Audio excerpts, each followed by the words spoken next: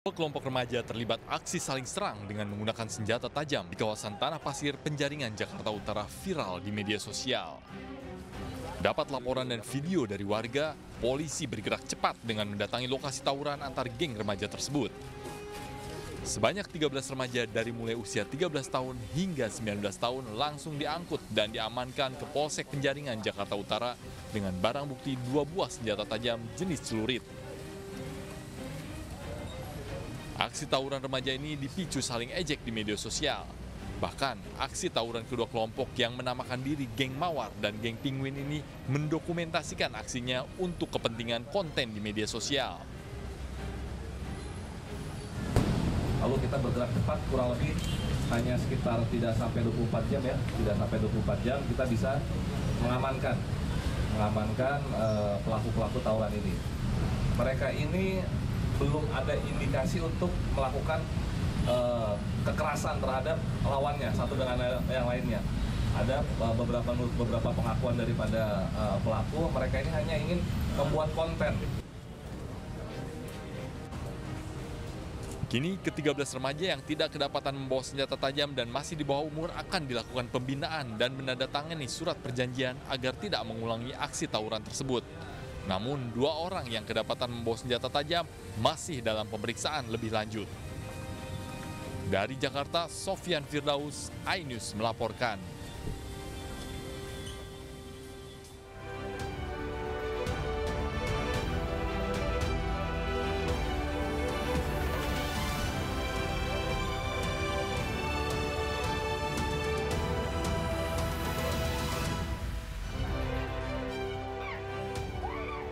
Eksekusi tanah di Kabupaten Kerinci, Jambi berlangsung ricuh.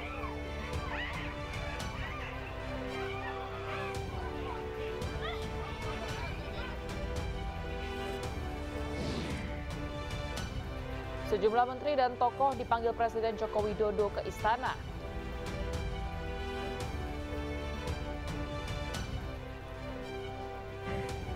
KKB tembak warga sipil di Kabupaten Intan Jaya, Papua Tengah.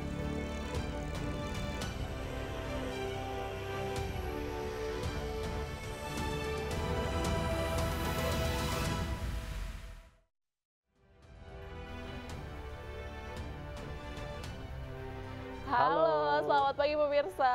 Selamat pagi, Bre. Aku semangat banget ketemu ya. Bre. Nggak bohong, kamu ngantuk ya? Dikit, tapi karena ketemu Bre dan ketemu pemirsa di rumah jadinya semangat lagi. Pastinya ya. Bre juga gitu kan? Pasti, kita selalu akan menemani Anda pemirsa setiap harinya untuk melengkapi informasi Anda di setiap paginya ya. Betul sekali, dan selain 3 berita utama tadi, kami juga telah menyiapkan sejumlah informasi menarik lainnya bersama saya Bibi Kristami. Dan saya Bre Manatiraya, inilah iNews Pagi selengkapnya.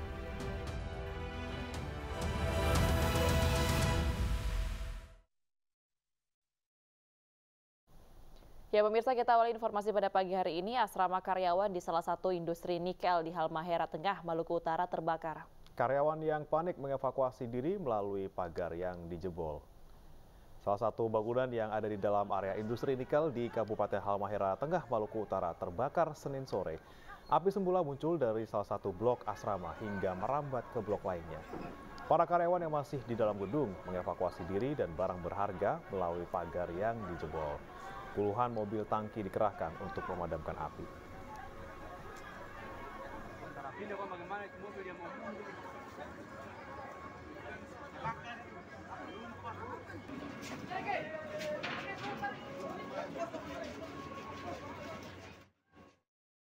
Ya pemirsa, viral video dugaan aksi perundungan siswi SMP terjadi di Kota Bengkulu. Salah satu siswi dianiaya temannya, sementara yang lainnya hanya menyaksikan sambil menertawakan korban.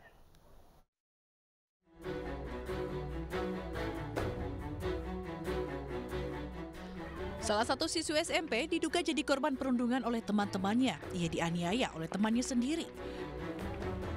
Pihak sekolah membenarkan bahwa mereka merupakan siswi kelas 8 SMP Negeri 9 Kota Bengkulu dan menyatakan kejadian terjadi saat pulang dan di luar sekolah. Pihak sekolah membantah peristiwa tersebut perundungan, melainkan perkelahian biasa. Kalau permasalahannya nih sebenarnya bukan bullying, tapi hanya permasalahan sedikit saja, permasalahan yang masalah ada yang provokasi yang antara si Yuni sama si Aca. Nah, si Nadia yang provokasi cuma seperti itu. Pihak sekolah juga telah melakukan mediasi antara wali murid pelaku dan korban. Namun lantaran tidak mendapat kata sepakat, mediasi akhirnya dilanjutkan ke tingkat kepolisian yang digelar di Polsek Teluk Sagara. Hasilnya mereka sepakat berdamai.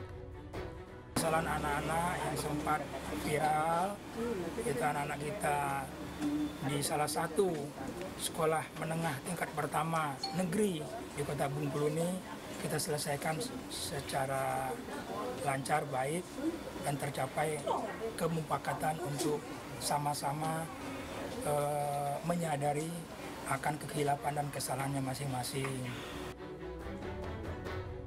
Sementara korban telah dibawa ke dokter dan dalam kondisi baik. Pihak sekolah juga berjanji akan mendampingi korban dan pelaku untuk mengembalikan kondisi psikologis mereka agar kejadian tidak terulang lagi. Para pemakai dan pengedar narkoba lolos dari penangkapan saat polisi menggerebek kampung narkoba di Jalan Klambir 5 Gang, Pantai Sunggal, Sumatera Utara. Para pelaku melompat dan berenang ke sungai dan meninggalkan barang bukti narkoba yang baru saja dipakai.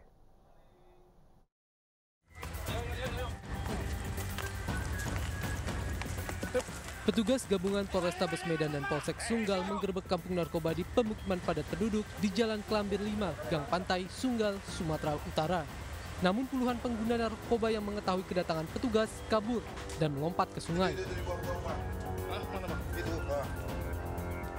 Gagal mendapatkan pelaku, polisi langsung menyisir seluruh lokasi dan mendapati sejumlah barang bukti. Di antaranya 51 paket ganja, 8 paket kecil sabu, 28 alat hisap sabu, dan peralatan pengguna narkoba lainnya. Penggerebekan ini dilakukan setelah polisi mendapat laporan dari masyarakat yang resah dengan maraknya pengedar narkoba di lokasi tersebut. Dari penggerebekan ini yaitu adanya puluhan sabu dan juga adanya puluhan ganja, alat hisap sabu, alat pakai sabu. Pada saat penggerebekan, pada saat kami masuk yaitu melalui gang, kami tidak berhasil mendapatkan orang karena orang-orang tersebut yaitu langsung meloncat ke sungai.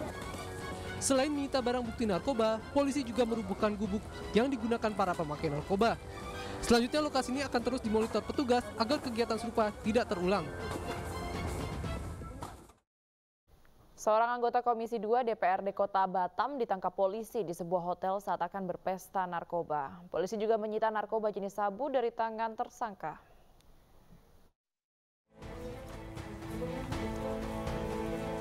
Asari David Yolanda alias ADY, Sekretaris Komisi 2 DPRD Batam dan teman wanitanya, Natasha, hanya bisa tertunduk lesu saat anggota Subnit 2 Sat Narkoba Polresta Barelang menggiring mereka. Keduanya ditangkap di dalam kamar hotel di kawasan Jodoh, Batam saat hendak berpesta narkoba. Dari tangan pelaku, polisi menemukan barang bukti 0,68 gram narkoba jenis sabu. Tersangka ADY mendapatkan barang dari bandar sabu yang disebut BEP. ADY bertransaksi dengan cara mentransfer uang langsung ke rekening BEP yang sudah masuk ke dalam daftar pencarian orang. Kemudian dari TKP kami juga menemukan satu paket narkotika serbuk kristal yang saat itu kita temukan di atas meja dan diakui oleh tersangka ADY, dia yang membeli narkotika tersebut melalui perantara saudara NR.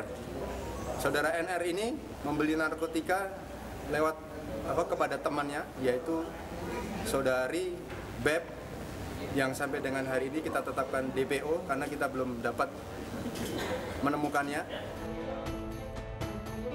Atas perbuatannya, tersangka dijerat pasal 114 ayat 2 Jungto 112 ayat 2 Undang-Undang Nomor 35 Tahun 2009 tentang narkotika. Dari Batam, Kepulauan Riau, Gusti Yenosa, iNews melaporkan. Terjadi kecelakaan lalu lintas antara minibus dan bus syarat penumpang di Jalan Trans Sulawesi. Akibatnya 4 orang dilarikan ke rumah sakit dan kerasnya benturan membuat minibus ringsek.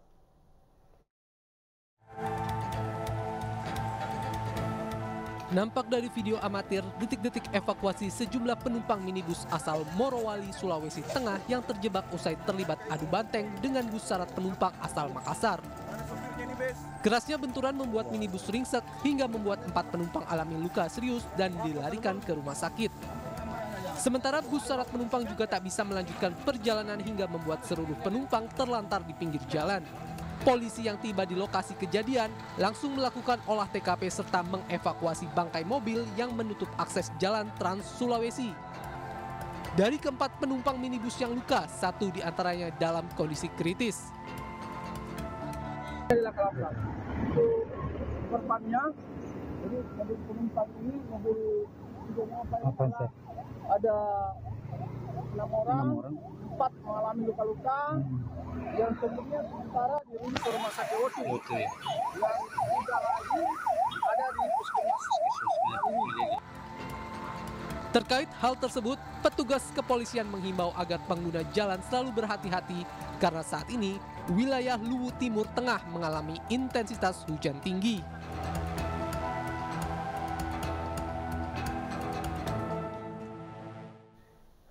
Selanjutnya pemirsa, seorang anggota polisi ditemukan tewas di kantor perwakilan Polres Metro Kepulauan Seribu di Jalan Baru, Cilincing, Jakarta. Korban berpangkat Aibda itu ditemukan tewas bersimbah darah.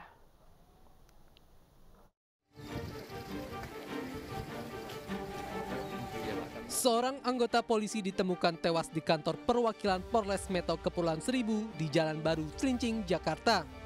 Korban berpangkat Aibda itu ditemukan tewas bersimbah darah. Polisi langsung mendatangi lokasi ditemukannya korban Selasa siang. Polisi juga membawa sejumlah barang yang berkaitan dengan kematian korban. Sementara penyebab kematian masih dalam penyelidikan. Tim forensik membawa jenazah ke Rumah Sakit Polri Kramat Jati untuk dilakukan otopsi. Kita lakukan pemeriksaan jenazah saja. Hasilnya nanti saya sampaikan kepada penyidik. Artinya nanti jenazahnya langsung diotopsi saat ini juga begitu, Pak? Iya. Siap. Ya. Anggota reskrim memang betul. Anggota reskrim. Memang betul anggota reskrim. Identitasnya untuk identitas dan pangkatnya dan jabatannya sebagai apa, Pak? Anggota reskrim Banit Unit 2 reskrim. Kepulauan Seribu begitu. Untuk Sementara pihak keluarga korban yang mendatangi rumah sakit juga melihat langsung kondisi jenazah di dalam ruang instalasi forensik. Usai melihat jenazah korban, keluarga tak kuasa menahan tangis hingga harus ditenangkan oleh pihak penyidik. Sementara itu pemirsa, viral perjuangan seorang bocah di Aceh yang nekat membawa beca motor menempuh perjalanan yang sangat jauh demi mengobati ayahnya. Ya, pengobatan ayahnya yang sakit parah dilakukan usai ibunya meninggal dunia.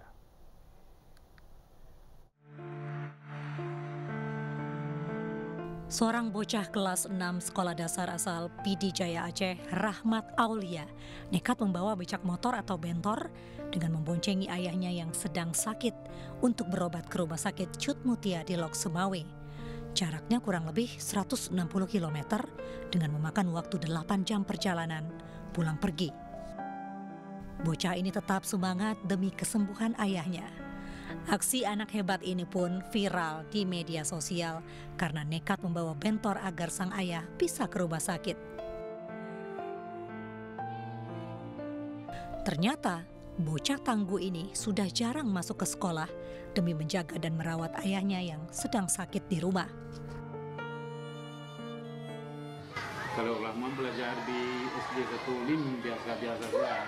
Selama orang tua yang sakit sudah jarang juga belajar di sini. Memang kalau jarang sekolah selama bapaknya sudah sakit parah. Kalau mau jalan, mau berangkatlah sendiri orang ini. Nggak mau merepotin keluarga. Makanya kami ya kan, nggak tahu mau bilang apa tuh. Kadang-kadang mereka nggak mau bilang sama kita, terus berangkat. Pas pagi-pagi kami lihat nggak ada orang lagi di rumah. Rahmat pun jarang menyusahkan orang lain dan tertutup kepada saudaranya, sehingga perjalanan untuk mengantar ayahnya pun jarang diketahui.